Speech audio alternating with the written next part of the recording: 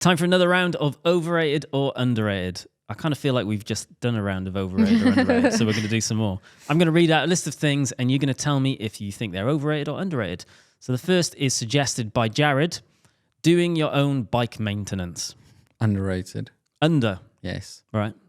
I think you should know more about your bike, because the more maintenance you do on it, the more you're going to know if something's wrong or if something's not wrong, but also you'll enjoy your bike more, because if something small is wrong, like your headset's loose, you don't want to be riding with it loose for 2 or 3 weeks until you get into a bike shop. You just want to be able to fix it on the spot and get away with it. It's kind of, it will allow you to enjoy the bike more, learn a bit more about the bike. Even if you never want to do your own maintenance, you're going to always take it to someone else to do it, at least learn about what it is, just so that if you go to a shop or somewhere, they're not taking your eyeballs out. Even from a safety aspect. Yeah. Just so you know that there's something wrong with it. Yeah. I think it is underrated. I don't think that means that everyone, like, you don't have to do your own bike mechanics, but like you said, knowledge is definitely something like a good, useful thing. Like I guess the same thing applies to like cars, you know. You need to know if your car, is there something wrong with your car to be able to go and get it fixed so that it's safe. Same applies to bikes, exactly like you said. I think that's a good point. Next is cycling press reviews. The most overrated thing in cycling.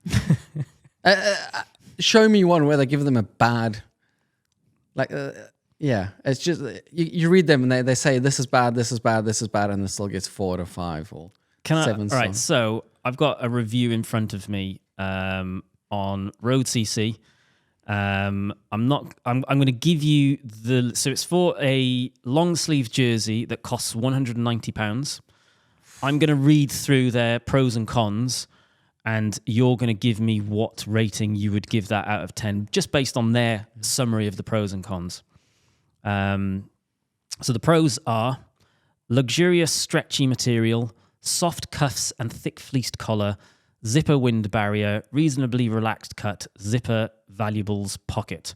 And then the negatives are short front, price, average insulation and windproofing, muted colours for £190 long sleeve jersey. A long sleeve jersey that isn't very good thermally. The pros are all just standard things. Fleece line doesn't mean you can get a tankware jersey that does that.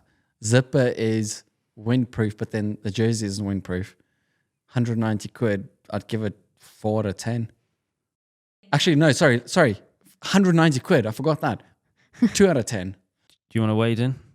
Yeah, I think you can get rid of a lot of the guff there, and the main things that stand out are price and the fact, what was the thing? Not very thermal or something like that. Average insulation and windproofing. Average with a premium price tag equals premium, not premium, super premium. Yeah, that's jacket money, not jersey money. The main functional part of a long sleeve thermal jersey, and it has average. I would say, what's an average? 5 out of 10, and then you add a price, 4 out of 10. 4 out of 10? No, 2 for me. 7 out of 10. Because it's not an average price jersey, so it can't even fall in the average category. Yeah. Because that's exuberantly more expensive jersey. Yeah, if you were getting average performance for average price. If I paid average, then 5. Yeah. But that's the thing. But then show me a single review where it's 5 out of 10. What was the jersey? So I'm getting really worked up about this. We'll lead up into that in a minute. Okay. So I personally think the main issue that cycling press reviews have is they almost discount the price, although in every single review would say it's too expensive. But then they don't factor that into the actual star rating. And I hope it isn't because they're thinking about keeping brands on side because they need to advertise to them. It's just the whole structure is just absolutely rubbish. They then have a blurb about how they test products, which is just kind of like in general, and it basically says they'll just test it as long as they need to gather insights, and they do their best to have a score that reflects function and value. There is not a single chance that this review reflects that product. But when you consider that they are factoring in value. I think I might be wrong in this. I should have probably studied this before, but Tour magazine is a German cycling magazine, and they do like best bike in the world every year and things like that. But they actually penalize brands. If your brand says a medium frame set weighs 987 grams. If that thing weighs 960 grams or 1,000 grams, they penalize him because you've given the wrong information to the. So they actually cut the frames up and they get into depth about everything about it. And then essentially it's a rating system. And at the end, that's a score. It's not a thing of. Yeah, it's far too generic, isn't it? It's like they're forgetting who their consumer is. Having worked in traditional press, not cycling, but traditional press, there is a massive issue with consumer journalism, and that is that there is such a close relationship between the journalists and the brands, whether that's the brand specifically or via PR agencies, because ultimately places like Road CC, it's not just them, but places like Road CC rely on click-throughs to sell adverts. So therefore they need eyes on stuff. So the more reviews they can build up like this, the more eyes they're getting on stuff. So therefore they need products to review. And therefore they need to keep a good relationship with brands and with PR agencies. And I think, unfortunately, whether you realise it or not, that can skew what you're saying. You know, if they give a 4 out of 10, or whoever this brand is, are they going to give them stuff to review next time? You know, whereas you can give a 7 out of 10, which seems fine if they just look at it on the surface. They've given some negatives, but it almost seems like as a consumer you have to read between the lines of what that review is actually saying, doesn't it? Yeah. So should we move on to the next one? Yeah, go on. Leading on from our previous one, Paranormal Studio cycling kit. Overrated. Is that what the jersey was? It was, yeah. Oh, Well, then it's overrated. Once again, you guys will be able to say more about this, but yeah, it's so expensive. You are, what I can tell you is you are paying for the marketing, And yes, not because for the product. it's not, Yep. they don't make the kit. It's Moa or somebody would be making, well, they probably have several factories, but and those factories would make kit for other brands as well, which is fine, but it's just, to be that, it's not. Well, it's not even that the issue. The thing that we have always found really frustrating about the apparel space, well, not frustrating, because it allowed us to create a business that had a niche within it, which was the fabrics that we had access to and were using, excluding rain jackets. I'm not going to even venture into that space because that's a beast.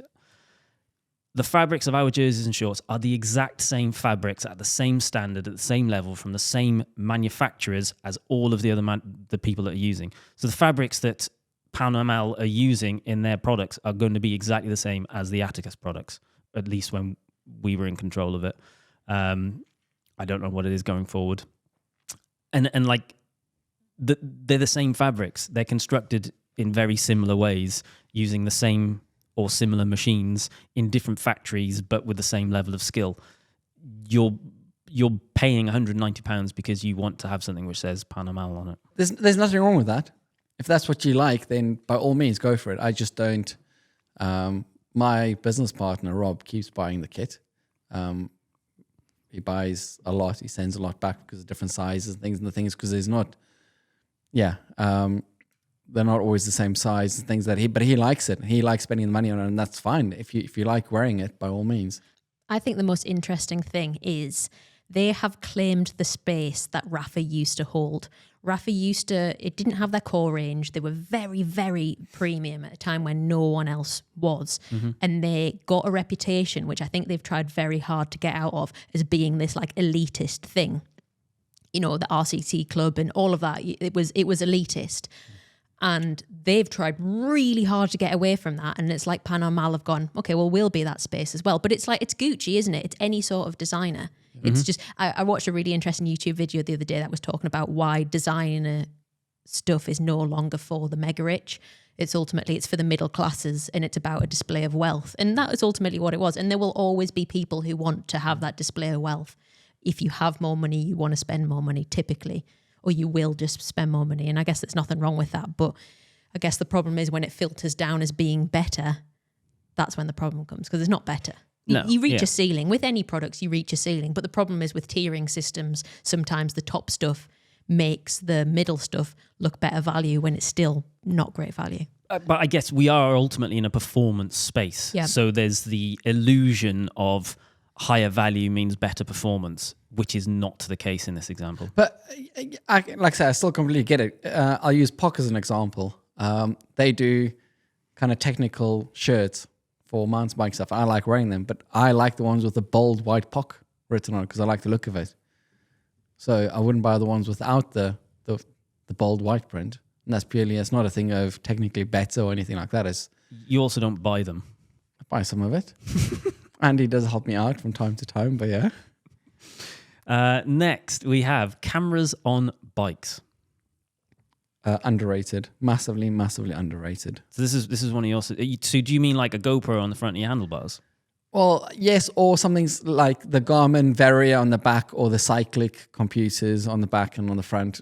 Just for in terms of filming people close passing. I don't know what it's like in other countries, but in this country, if a car passes you within 1.5 meters, they're breaking the law. So actually, when you're talking about cameras on bikes, you're specifically mean Safety. It's a safe, not like to make a vlog about. Oh no, something rather. It's all about a safety tool to be able to record other users so that you can report them if needs be.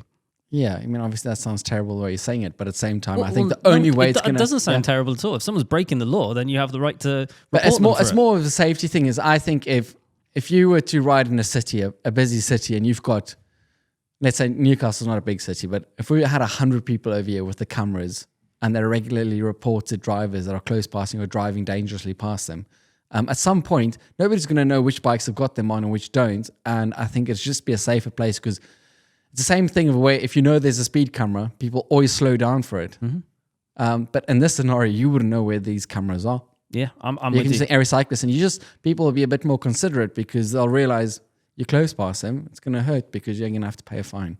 I'm with you. Definitely underrated. Keep sending your suggestions to wildonespodcast@cademedia.co.uk and we might read yours out on the next show.